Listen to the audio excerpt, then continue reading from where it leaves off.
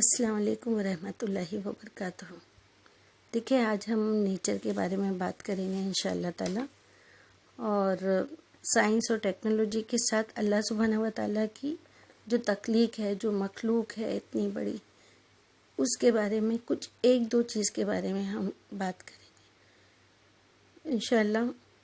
اس سے ہمارا ایمان اور بڑھے، کیونکہ جب کوئی چیز کو دیکھیں گے، اس کے بارے میں جانیں گے، اس میں اللہ کی قدرت دیکھیں گے تو ہمارا ایمان اور مضبوط ہوگا انشاءاللہ۔ اور جب ہم غور کریں گے تو ہی اللہ کی قدرت کو سمجھ میں آئے گا نا ہمیں۔ دیکھیے، میں میری بات شارٹ کرتے ہوئے آپ کو بتاتی ہوں کہ جیسے ہم گارڈن میں جاتے ہیں، وہاں پہ خوبصورت پھل پھول پودے وغیرہ ہوتے ہیں، ہے نا، اس کے آس پاس بٹر فلائز ہوتی ہے، وہ سب دیکھ کے ہمیں کتنا اچھا لگتا ہے۔ نیچر ہے، خوبصورتی ہے، بیوٹیفل ہے، تتلی کتنی اچھی لگتی ہے نا۔ اور ہم کو اس میں اللہ کی قدرت، اس کی خوبصورتی، اس کی مخلوق، اس نے کتنی خوبصورت بنائی ہے، اس کا اندازہ ہوتا ہے۔ لیکن جو ان کی ڈیوٹی ہے وہ ہمیں سائنس کے ذریعے پتہ چلتی ہے کہ پودے جو ہوتے ہیں نا، وہ پھولوں کے پھلوں کی گروتھ میں اللہ تعالیٰ کی کتنی حکمت اور مصلحت ہوتی ہے، یہ ہم ابھی جانیں گے انشاءاللہ۔ کہ ایک پھل یا پھول کا پودا ہوتا ہے، اس میں پولن ہوتا ہے۔ پولن کو اردو میں پھول کا زیرہ کہتے ہیں۔ اب ایسا ہوتا ہے کہ وہ دوسرے پلانٹ میں پہنچے گا، ایک پلانٹ سے دوسرے پلانٹ میں، تو دوسرے پلانٹ میں پھول پھل یا اناج آئیں گے، ہے نا۔ اب یہ پلانٹ خود جا کر تو دوسرے پلانٹ کو نہیں دے سکتے، وہ چل نہیں سکتے، وہ اپنی جگہ سے ہل نہیں سکتے۔ اللہ تعالیٰ نے ان کو جس طریقے پہ رکھا ہے، وہ لوگ اس میں اسی طرح کھڑے ہیں نا۔ اس میں کوئی ان کی چینجز یا کوئی چینجز لانے کی کوشش بھی نہیں کرتے۔ ساری مخلوق اللہ تعالیٰ کی، فرشتے، سب کچھ اللہ کی مرضی پہ چلتے ہیں نا۔ اب وہ پلانٹ ایک دوسرے تک تو نہیں جا سکتے، تو یہ کام اللہ سبحانہ و تعالیٰ نے دیکھیے تتلی کے ذریعے کیا ہے۔ ایسا ہے کہ جب وہ پلانٹ کے پاس تتلی آتی ہے، اس پر بیٹھتی ہے، وہ پھولوں اور پھلوں کا رس چوستی ہے، وہ پولن اس کے منہ میں اسٹور ہوتا ہے اور پھر وہ دوسرے پلانٹ میں جاتی ہے، تو اس کے ذریعے وہ پولن وہاں پہنچ جاتا ہے۔ یہ ایک بات ہم کو نارمل لگتی ہے کہ ہاں، یہ تو ہم جانتے ہیں، لیکن مجھے تعجب کی حد ہو گئی جب مجھے یہ پتہ چلا کہ تتلی ایسے ہی ہر پلانٹس میں نہیں بیٹھتی۔ جب وہ پلانٹس کو پولن دوسرے پلانٹس تک پہنچانا ہوتا ہے تو وہ تتلی کو اٹریکٹ کرنے کے لیے اپنے اندر خوشبو پیدا کرتا ہے کہ وہ میں اتنی خوشبو ایسی کروں کہ وہ تتلی میرے پاس آئے۔ تو کبھی کبھی ایسا ہوتا ہے کہ تتلی کو خوشبو پسند آ جاتی ہے تو وہ اس طرف جاتی ہے، اور کبھی کبھی ایسا ہوتا ہے کہ وہ تتلی کو وہ خوشبو پسند نہیں آتی تو وہ نہیں جاتی۔ تو وہ جو پودا ہوتا ہے، وہ جب دیکھتا ہے کہ تتلی اس کے پاس نہیں آئی تو وہ اپنی اسی وقت وہ خوشبو کو چینج کر کے دوسری خوشبو بناتا ہے۔ اللہ تعالیٰ نے اس کے اندر وہ کوالٹی دی ہے کہ وہ اپنی خوشبو کو بدل سکتا ہے۔ جب تتلی کو وہ خوشبو پسند آتی ہے، اس کی طرف اٹریکٹ ہوتی ہے، تو وہ اس پر بیٹھتی ہے، اور وہ پلانٹ اندازہ لگاتا ہے کہ جس پلانٹ پہ اس کو یہ پولن پہنچانا ہے، دوسرا والا پلانٹ، وہ کتنی دوری پہ ہے، وہ پلانٹ سے اس کا ڈسٹینس کتنا ہے۔ تو جب اسے پتہ چلتا ہے کہ وہ زیادہ دوری پہ ہے وہ پلانٹ، تو وہ اتنی کوانٹٹی میں وہ پولن بناتا ہے کہ اگر تتلی وہ پولن لے کے اس پلانٹ تک پہنچتی ہے تو کچھ ذرے اس کے منہ سے گر جائے گی، تو بھی وہ اتنا کوانٹٹی میں بناتا ہے کہ اس کے منہ سے کچھ ذرے وہ پلانٹ تک کے پہنچ جاتے ہیں۔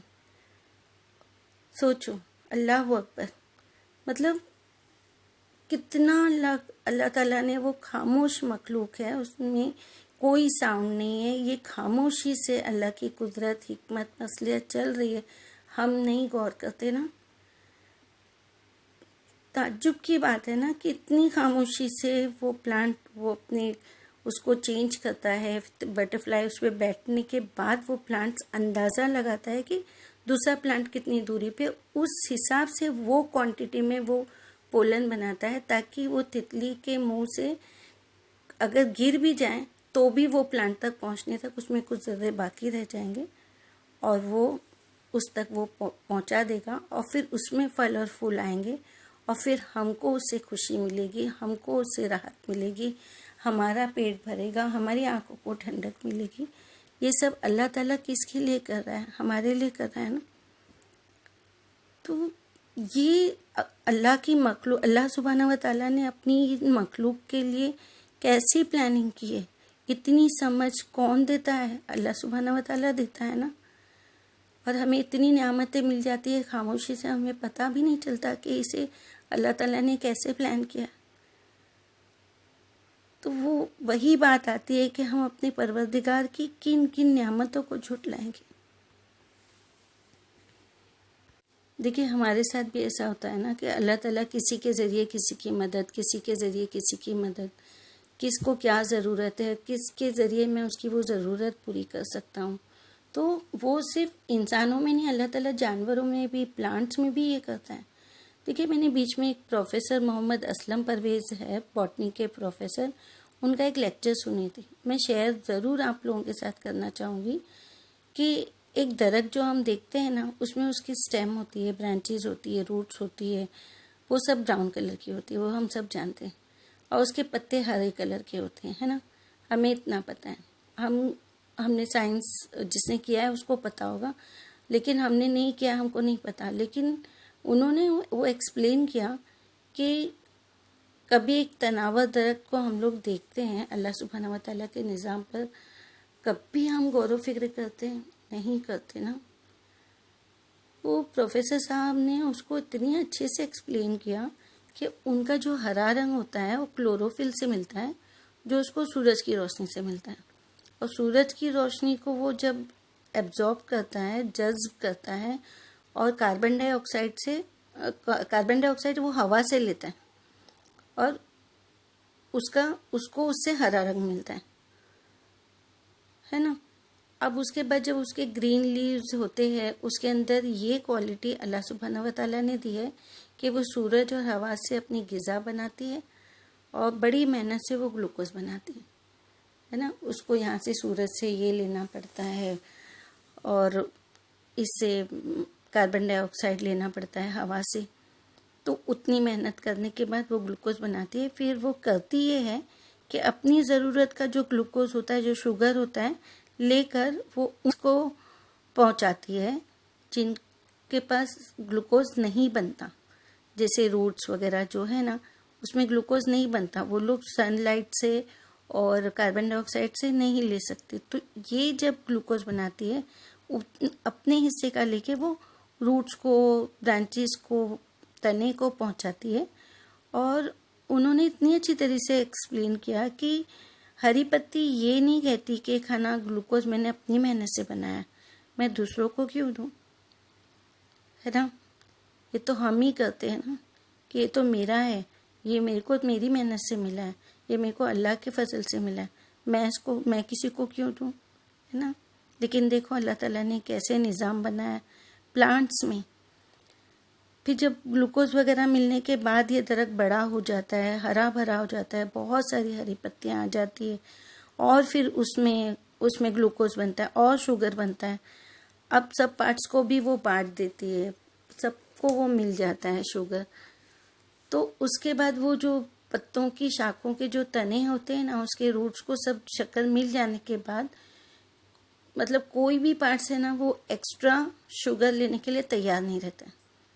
اب وہ کہتے ہیں کہ ہمیں جتنا چاہیے مل گیا، اب اور نہیں چاہیے. باقی شوگر جو ہوتی ہے نا، وہ اپنے بیت المال میں بھیج کر وہ لوگ جمع کرتے ہیں. وہ انہوں نے اس کو اچھے سے ایکسپلین کرنے کے لیے یہ بات کہی. دیکھیے بیت المال تو ہم لوگوں کے پاس بھی ہوتی ہے نا، بڑے بڑے ادارے اسلامک ہوتے ہیں جہاں پہ جن کے پاس زیادہ مال ہوتے ہیں، ایکسٹرا ہوتے ہیں، اپنی ضرورت سے زیادہ، وہ لوگ وہاں پیسے جمع کرتے ہیں. آپ صلی اللہ علیہ وسلم کے زمانے سے یہ ہوتا ہوا ہے، اور آج بھی ایسے ہوتے ہیں کہ بڑے بڑے ادارے پیسے جمع کر کے پھر ضرورت مندوں کو پہنچاتے ہیں، ہے نا، جن کے پاس نہیں ہوتا ان کو پہنچاتے ہیں۔ اس طرح یہ پلانٹس میں بھی اللہ تعالیٰ نے نظام رکھا ہے کہ وہ جو باقی بچتا ہے نا شوگر، اس سے پھر اس میں پھل، فروٹ، اناج، اس شکل میں ہم کو وہ ساری چیزیں ملتی ہیں، اناج کے روپ میں، پھل کے روپ میں، فروٹ کے روپ میں، اور پھر وہ اپنے حصے کا کچھ % رکھ کر باقی کا دوسروں کو بانٹ دیتی ہیں۔ دیکھیں پیڑ پودوں میں بھی یہ نظام ہے نا، جس کے پاس زیادہ ہے وہ کم والوں تک پہنچا دیں، اور یہی نظام قرآن پاک میں اللہ تعالیٰ نے ہمارے لیے بھی کہا ہے نا کہ اپنی ضرورت کا ہے اتنا خرچ کرو، باقی ضرورت مندوں تک پہنچا دو۔ انہوں نے اتنی پیاری بات بتایا نا کہ ہری پتی پر اللہ کا فضل و کرم ہے نا، کہ وہ شوگر بنا سکتی ہے جتنا چاہے، تو وہ اس کے اوپر اللہ کا فضل و کرم ہے، لیکن وہ اس بات پہ گھمنڈ نہیں کرتی۔ جیسے کہ لوگ کہتے ہیں نا کہ ھذا من فضل ربی، یہ میرے رب کا فضل ہے نا، وہ اس بات پہ گھمنڈ نہیں کرتی، اور وہ اس چیز کا وہ فائدہ اٹھاتی ہے کہ اللہ نے مجھ پر رحم و کرم کیا ہے، اللہ کا کرم مجھ پر ہے، اس نے مجھے ضرورت سے زیادہ دیا ہے، تو وہ اپنی ضرورت کا رکھ کر دوسروں ضرورت مندوں کو پہنچا دیتی ہے۔ اور ہم کیا کرتے ہیں؟ ہم تو اشرف المخلوقات ہیں نا، ہمارے پاس قرآن ہے میسیج پہنچانے کے لیے، ہمارے پاس آپ صلی اللہ علیہ وسلم کی حدیثیں ہیں، ہمارے پاس بہت سارے سورسز ہیں جس سے ہم بہت اچھی باتیں سیکھ سکتے ہیں۔ آج کے زمانے میں تو اور بھی بہت زیادہ ہمارے پاس نالج کے پہنچانے کے ذریعے ہیں، لیکن ہم پھر بھی اس کا فائدہ نہیں اٹھاتے۔ یہ تو ایک چھوٹی مثالیں میں نے دی ہوں، وہ بٹرفلائی بھی ہو سکتی ہے، وہ مدھو مکھی، وہ ہنی بھی ہو سکتی ہے، جس کے ذریعے پولن پاس ہوتا ہے ایک پلانٹ سے دوسرے پلانٹ میں۔ اور یہ جو پلانٹس کے بارے میں انہوں نے بتایا پروفیسر صاحب نے، یہ تو چھوٹی سی مثال ہے، ہمارے پاس اور دیکھنے کے لیے بہت ساری چیزیں ہیں۔ بس ہمیں ایک بات غور کرنا ہے کہ ہر چیز میں اللہ کی قدرت کو تلاش کرنا ہے، اور اپنا ایمان اللہ پہ پختہ کرنا ہے، اور ہمیں اللہ سے ان چیزوں سے جو میسج مل رہا ہے اس کی اللہ کی مخلوق کو فیضیاب کرنا ہے، ان کو فائدہ پہنچانا ہے۔ اللہ تعالیٰ ہمیں ہر چیز پہ غور و فکر کرنے والا، اللہ کی قدرت کو پہچاننے والا، اللہ کے کلام میں غور و فکر کرنے والا اور اس پہ عمل کرنے والا، اور لوگوں تک کہ ان کی ضرورت کی چیزیں، چاہے وہ پیسے کے ذریعے ہو، چاہے وہ میسج کے ذریعے ہو، چاہے ان کی کاؤنسلنگ کر کے یا ان کے لیے اچھے الفاظ کہہ کے ان کے دل کے دکھ کو کم کرنے کی بات ہو، اللہ تعالیٰ اس چیز کے لیے ہمیں ہدایت دے، ہر مومن مومنات کو، ہر مسلم مسلمات کو۔ آمین یا رب العالمین۔ السلام علیکم ورحمۃ اللہ وبرکاتہ۔